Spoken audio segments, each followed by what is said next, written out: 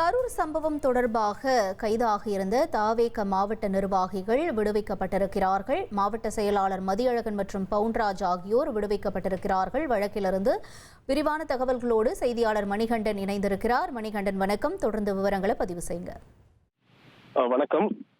கரூர் விஜய் பிரச்சார கூட்ட நெரிசலில் 41 பேர் உயிரிழந்த சம்பவம் தொடர்பாக கைது செய்யப்பட்ட மாவட்ட செயலாளர் மதியழகன் மற்றும் பவுன்ராஜ் ஆகிய இருவரும் நீதிமன்ற காவல் நேற்றுடன் முடிவடைந்த நிலையில் ஒரு நாள் காவல் நீட்டிப்பு செய்யப்பட்டது. அதனைத் தொடர்ந்து இன்று காலை மீண்டும் இருவரும் கரூர் நீதிமன்றத்தில் ஆஜர்படுத்தப்பட்டனர். அப்போது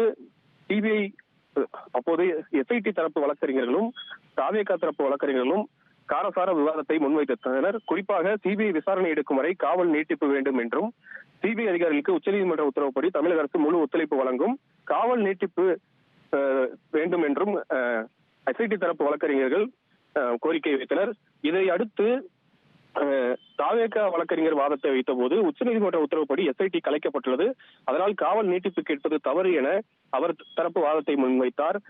இதற்கு அடுத்தபடியாக உணவு இடைவேளைக்கு பிறகு நீதிபதி தீர்ப்பு வழங்கியதாக சென்றார். அதனைத் தொடர்ந்து தற்போது சற்று முன்னர் தீர்ப்பு கூறப்பட்டது.